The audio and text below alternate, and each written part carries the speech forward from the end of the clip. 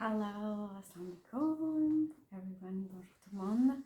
Aujourd'hui, je voulais vous parler d'un livre que j'ai lu et qui m'a beaucoup impressionné. C'est un livre alors, de Miguel Rojo Sierra. Et donc, c'est une introduction à la lecture de Carl Gustav Jung, qui est un psychologue de début de 1900, des années 1900, début du XXe siècle, et qui est né en 1800 et 1887, quelque chose comme ça, vers la fin de 19e siècle. Et en fait, oui, il est né en 1875, et ce livre, elle m'a tellement plu que du coup, je me suis dit que j'allais vous en parler. Et donc en fait, c'est un livre qui nous parle de l'individualisation. Ça nous parle de comment arriver à soi. Et c'est super étrange. C'est super étrange parce qu'au début, ça nous parle d'un processus d'individualisation. Donc apparemment, on serait des humanoïdes qui ont du coup certaines qualités, mais sauf que du coup on ne sait pas comment. On n'a pas conscience, on n'a pas pleine conscience de ce qu'on est. Et on dirait, ça commence doucement, et en fait ça nous dit que il y a des gens qui ont des perspectives différentes, et du coup euh, ça pourrait être parce que ces personnes sont introverties ou extroverties. Du coup, ils ont des différences de ressenti par rapport aux choses. Et ensuite, ça se développe. Ils disent que dans chaque personnage, il y a 4 qualités, enfin 4 traits qu'on peut trouver. Et du coup, ces traits sont, il y a 4 traits pour chacun. Et là, on retrouve toute la théorie de MBTI en fait. Donc, on peut être réflexif, ça veut dire qu'on se fie à la réflexion qu'on fait. On peut ressentir des choses, donc ça c'est le sensitif. On peut percevoir des choses, donc ça c'est le perceptif. Et on peut avoir des intuitions. Et du coup, dans chacun d'entre nous, on peut être soit introverti et posséder tous ces traits en nous, ou bien être extraverti et porter tous ces traits dans des proportions différentes. Et ça, c'est ce qui fait, avec toutes ces combinaisons possibles, les personnalités de chacun, et du coup des thèses et des positions de chacun. Mais ce qui est super bien dans ce livre, et c'est pour ça que je voulais t'en parler, c'est que dans les processus scientifiques, enfin dans les études scientifiques, on étudie en fait, dans toutes les formules, il y a des formules de conversion. On peut passer d'une force à l'autre par un paramètre, un variable qui du coup se trouve dans l'un et dans l'autre, et du coup on peut transformer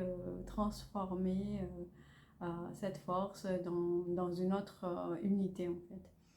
Et comment on peut faire ça? Parce qu'il y a un principe d'énergie qui a ces principes, l'énergie se conserve et tout. Euh, et du coup, Jung, enfin Jung et Miguel Rojo Sierra, dans son explication de Jung, dit que Jung a inventé une mesure qui s'appelle l'énergie vitale.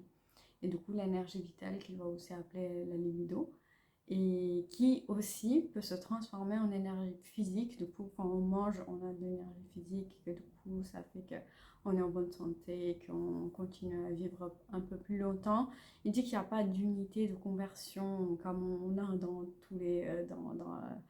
dans la science expérimentale, enfin dans la science analytique, mais qu'il y existe des rapports, et du coup, il y a transformation possible d'une unité à l'autre.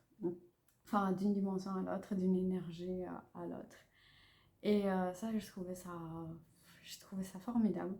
Et ensuite, donc à partir de ça, il dit que les 4 traits et l'introverti,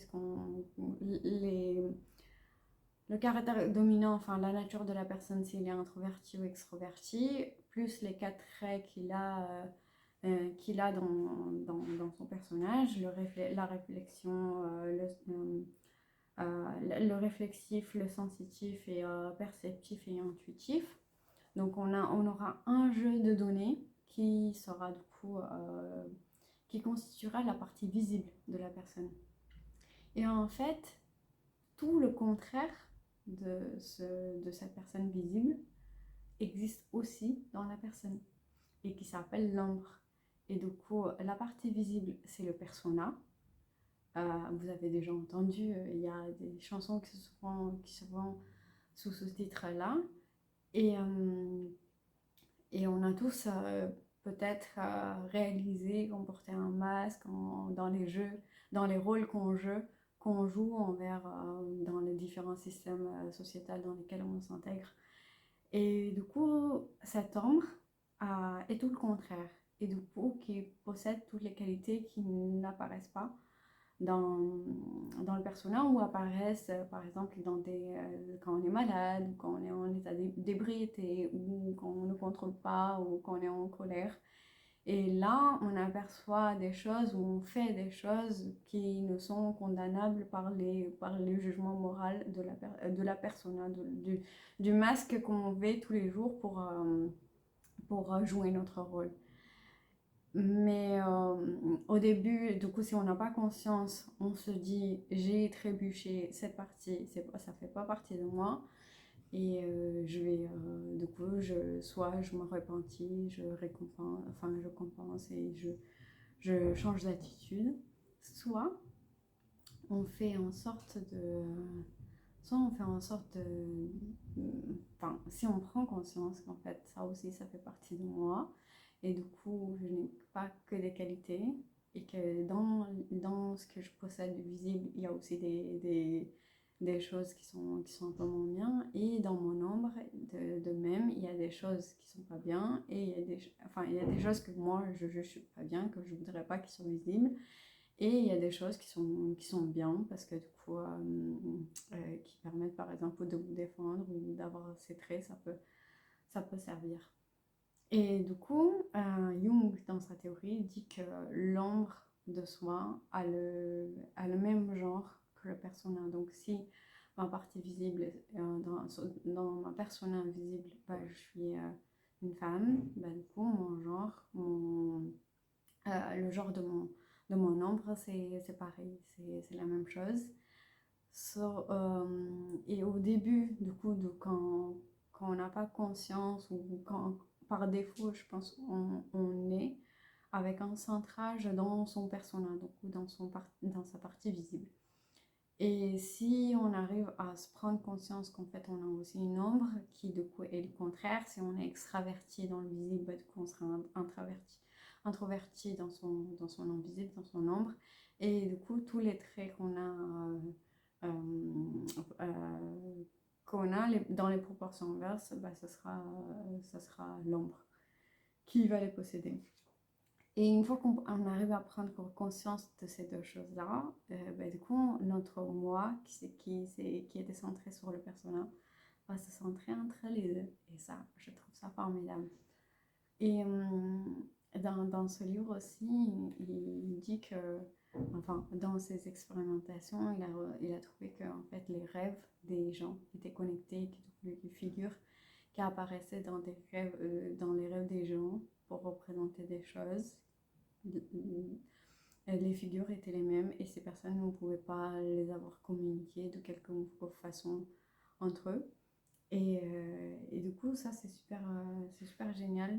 Il conclut donc qu'en fait, on a un inconscient qui est, qui est lié, donc déjà qui est infini et du coup qui est lié aussi, donc que tout le monde peut aller puiser dans cet inconscient qui est commun à tous. C'est un inconscient collectif. Et dans son inconscient collectif, on a parlé de moi invisible. Il y a trois types d'entités qui existent et qui sont un peu autonomes entre eux. Donc, c'est des véhicules d'énergie aussi. Et donc, il y a 3 types d'entités. Donc, ces entités, les appellent les archétypes.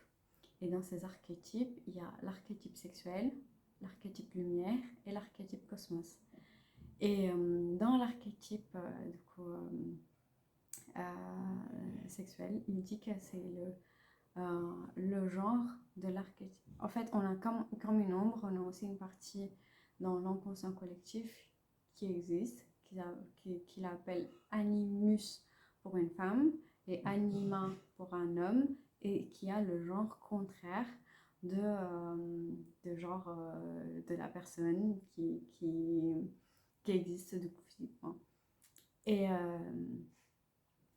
et du coup, dans ce genre, il dit que ce genre, il a, enfin, cette personne-là, cette entité, a des attentes ou a des idées,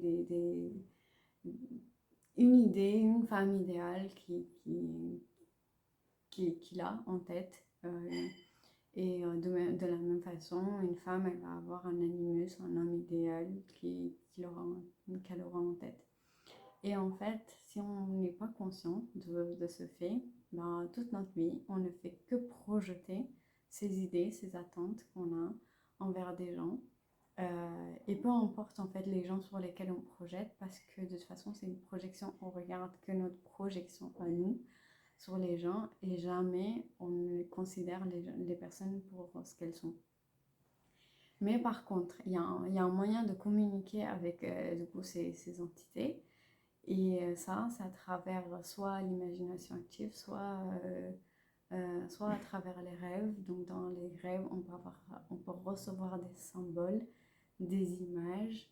Et ces images sont porteurs d'énergie qui nous transmettent. Et en fait, ces symboles sont chargés d'énergie.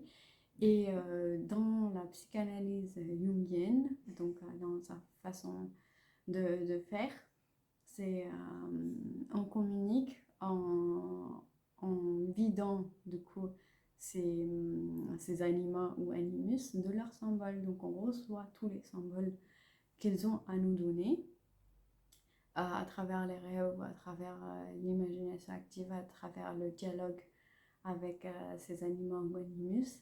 Et une fois qu'on conclut, bah, du coup, on comprend déjà tout ce qu'on projetait, toutes les erreurs qu'on faisait. Et, et du coup, il y a plusieurs étapes pour un animus. Donc, pour une femme, il va y avoir 3 étapes pour arriver à finir de dialoguer avec son animus. Et pareil, pour un homme, il y a 4 étapes, 4 ou 5 étapes à travers lesquelles il va discuter avec son anima. Et du coup, un peu la déposséder de tous les pouvoirs qu'elle peut exercer sur sa partie visible, enfin sur son persona, sur son moi, qui se trouve maintenant entre son persona et son ombre. Une fois qu'on a fait cette étape-là, donc de maîtrise de l'archétype sexuel, du coup, les personnes, ils sont beaucoup plus tranquilles en soi. Et ils se projettent plus, ils ne tombent plus follement amoureux parce que du coup, ils n'attendent pas grand-chose des autres, mais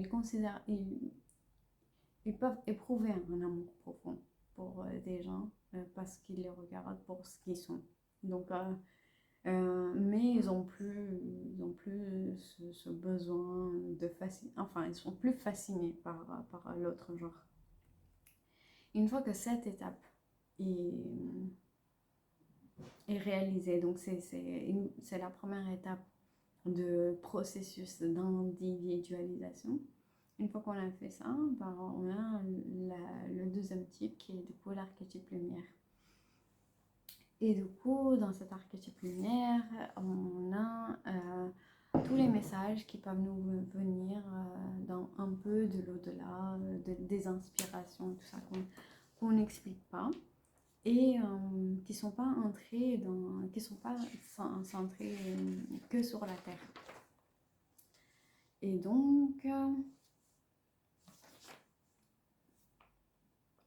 je fais un peu allusion à mes notes. Donc, une fois qu'on aura fait ça, ben, on s'est débarrassé de notre archétype sexuel. Et en fait, on va plutôt rêver de voyages solitaires, de voyages vers le désert ou des vols d'oiseaux et tout ça. Et des grandes choses comme des grands aigles, des baleines, des dauphins, des volcans et tout ça.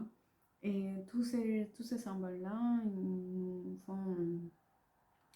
nous font euh, croire qu'on est quelqu'un de super grand, on est un super héros parce on a des messages qui nous arrivent, on comprend des choses et du coup, c'est assez difficile à absorber. Et donc, les gens, souvent, quand ils arrivent à ce stade-là, ils ont deux solutions. Soit ils reculent, soit ils affrontent. Et du coup, ceux qui reculent, c'est parce qu'ils ont un fort attachement à la terre. Et du coup, ils vont se vider la tête, ils vont commencer un travail manuel où ils ne font plus appel à leur cerveau. Et, euh, et du coup, ils restent dans leur quotidien un peu. Ils reviennent en fait à l'état d'avant dans le monde physique. Sauf que bah, c'est pas donné à tout le monde et du coup, la plupart du temps, il faudra affronter. Et du coup, dans l'affront, il y a aussi des risques parce que du coup, on peut se faire posséder par cet archétype. Et, euh, et du coup, soit on peut, soit on se dit, bon, bah, on ne connaît pas et on suit des gens. On devient, euh, on cherche un guide, ou bien on se focalise envers une religion et du coup on se dit, bah écoute, moi je sais rien, moi je sais pas juger, donc, mais par contre je vais suivre une religion et cette religion va dicter le moral, va me dire ce qui est bien et ce qui est pas bien, et voilà, je suis bêtement ce qu'il y a ça. Mais le troisième chemin, c'est de demeurer dans le rien et de croire. Et quand on ne sait pas, ben, du coup, demeurer dans le rien, rien, rien et suivre son chemin. Et donc, ni dans les biens de ciel et ni dans les biens de la terre. Et il dit que cet exercice n'est que possible pour les Homo sapiens, c'est que l'homme de Néandertal ne pouvait déjà pas faire ça parce qu'il avait déjà d'autres soucis. Et si on se fait par contre contaminer par ce archétype cosmique, parce que dans ça on communique avec on communique, on reçoit des symboles, des images cosmiques, et du coup on peut croire que en fait c'est nous la chose, c'est nous, on est grand et que du coup on reçoit des messages. Et si on s'identifie à cet archétype lumière, on peut devenir soit par exemple un leader, on peut fonder sa propre religion, on peut avoir des adeptes, on peut partir comme ça, ou bien on peut être vraiment compris et partir en retraite quelque part parce que du coup, de toute façon, le monde ne comprend pas et que nous, on a la vérité, la science infuse en soi. Donc ça, c'est les risques de ne pas arriver à finir le processus d'individualisation à cette étape de processus d'individualisation. Mais par contre, si on fait ça, et on arrive à trouver notre soi. Donc, si on arrive en fait à faire preuve d'humilité envers tous les symboles porteurs d'énergie qui nous viennent, là, on fait preuve d'humilité, et on fait preuve d'humilité en sachant que tout ça, ce n'est pas moi, mais c'est l'archétype lumière qui m'envoie ces symboles. Et je prends leur énergie, mais c'est pas moi. Et une fois qu'on arrive à comprendre ça, tout ce qu'on était, le persona avec l'homme qui s'est réorganisé autour avec un moi centré, l'archétype sexuel qui est maîtrisé, et maintenant l'archétype lumière qui est maîtrisé, bah, tout ça, ça se réorganise dans une nouvelle organisation avec le soi au milieu. Mais comment cette nouvelle organisation se fait, ça c'est le dernier archétype qui est du coup le cosmos. Et ça fait un peu appel à la théorie de cristallisation. C'est qu'en fait les cristaux se placent, ont une telle ou telle structure dans des molécules. Par exemple, on sait que l'eau s'organise toujours, les molécules d'eau s'organisent toujours de la même façon dans ces cristaux. Du coup, ils vont faire des étoiles.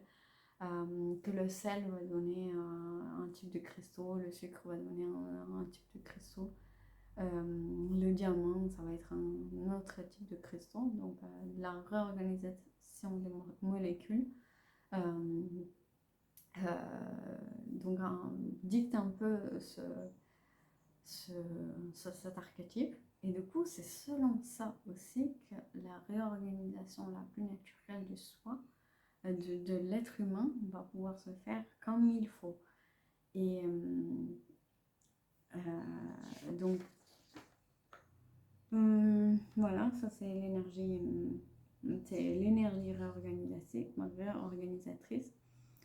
Et, et en fait, une fois qu'on aura fait ça, on aura complété le processus d'individualisation.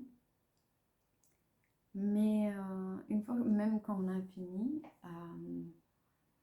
il dit qu'on ne pourra pas différencier une personne qui a fini son processus d'individualisation d'une personne qui n'a pas entamé ou qui n'a peut-être pas commencé, qui n'est même pas concernée. Et du coup, il n'y a pas de marqueur extérieur à ce processus d'individualisation. Mais par contre, c'est un être qui a fini, c'est un être humain qui a fini son processus d'individualisation, rencontre quelqu'un d'autre qui l'a aussi fait, ils se reconnaissent. Donc, parce que c'est une expérience tellement intime, ça se passe tellement dans le cœur, dans l'intimité de l'intimité en fait. C'est vraiment profond et ça ne peut que être vécu et c'est difficile à expliquer aux gens qui ne sont pas, qui n'y sont pas penchés dessus. Et c'est pas quelque chose de palpable. Et Jung il utilise aussi une expression de Dieu en nous en fait. On arrive à établir cette relation avec tout le reste, comme par exemple la Terre a un rapport avec le Soleil qui n'est pas palpable, mais dont on a les preuves et que sans le Soleil, du coup la Terre ne serait pas la même chose. Donc on arrive à ce self et c'est ce processus d'individualisation qui donne lieu à la formation de soi. Et du coup, le soi se place au centre et que c'est un renouvellement et une transformation de tout ça. Et du coup, à la fin du chemin, même si la personne est pleinement consciente des différentes lobes qui le constituent et qui le placent dans tout le cosmos, enfin dans tout l'univers, ça n'exclut pas qu'il ne va pas vivre la vie comme tous les autres, qu'il ne va pas avoir les peines, les souffrances et qu'il va être épargné de tout ça. Mais par contre, il doit avoir un peu une mission, enfin il va se focaliser sur des grandes missions. Sur Terre, il pourra peut-être moins se focaliser, moins se laisser dicter par les besoins des autres, parce que les autres veulent qu'il fasse. Et donc, c'est une nouvelle synthèse qui est aussi du coup en harmonie avec tous les autres systèmes cosmiques, tous les autres systèmes sur Terre, comme toutes la nature, les astres, les animaux, les cristaux. Et il ne se pense pas supérieur aux autres non plus, et ni inférieur d'ailleurs. Et j'ai trouvé ce chemin envers soi vraiment intéressant, et tellement que j'ai pris des notes et que j'ai relu le livre en plusieurs fois, et que j'aimerais vraiment y référer aussi, et revenir souvent à ce livre qui m'a tant plu. Et après, ce que j'ai trouvé dommage, c'est qu'en fait, à aucun moment, je précise qu'il est, de quoi il est de descente judéo-chrétienne. Enfin, leur système de la société psychanalyse dans laquelle il s'est intégré, c'était un contexte judéo-chrétien. Et du coup, ils ont beaucoup analysé sur ce terme-là. Et du coup, toutes les images qui véhiculent des énergies de tous les archétypes sont plutôt des images chrétiennes. Et par contre, son ouverture fait que, parce qu'on nous dit qu'il a voyagé, qu'il est parti en Inde, donc il utilise des fois des images, des symboles indiens, donc hindous, pour expliquer, pour appuyer sa théorie. Et apparemment, il est aussi parti en Algérie, sauf qu'il ne parle jamais de l'islam. Enfin, dans ce livre-là, peut-être que c'est le choix de Miguel de ne pas en parler. Il ne parle jamais de l'islam, il ne parle jamais du prophète non plus, salam, parce que moi je pense que lui, il devait être réveillé, il devait comprendre tous les tenants et aboutissants de ce monde, et il avait déjà une relation privilégiée avec Dieu aussi, donc il recevait des messages, la révélation, donc ce qu'on comprend avec l'archétype lumière, et même cosmique, parce que du coup il est parti au Miraj, il est parti aux cieux pour voyager, pour voir l'enfer et le paradis et tout ça.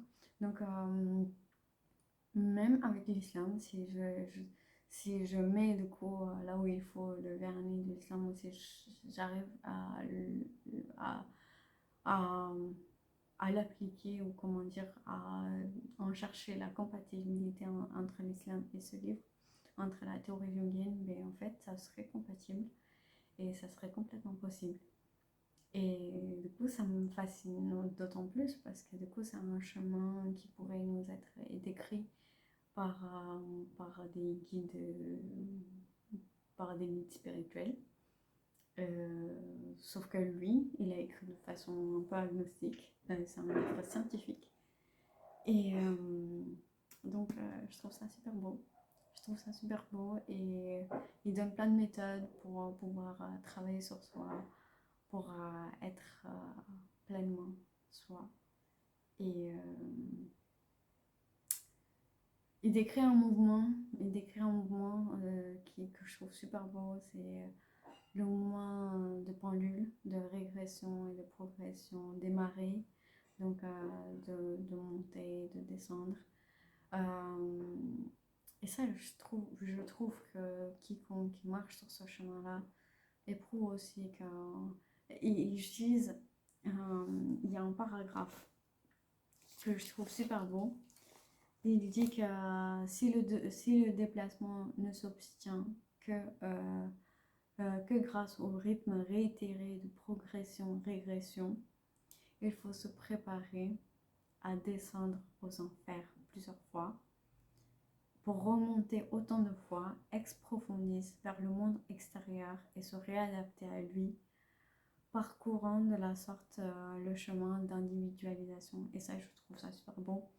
Et je vais juste finir avec la citation qui est du coup la condition nécessaire pour s'individualiser, pour être soi-même pleinement.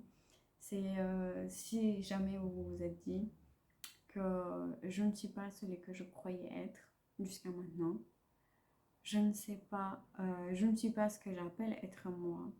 Je ne suis ni un projet ni l'image que les autres ont de moi-même ou de moi ou ce que moi est de moi. Je suis un inconnu et je me cherche. Et si ces pensées nous ont traversées, ça veut dire qu'on prend conscience de notre inconscient et de notre inconscient collectif. Voilà, c'est tout. Donc, si vous avez l'occasion de lire ce livre, je vous encourage. Et moi, je vais lire d'autres livres de lui et j'espère que ce sera aussi intéressant.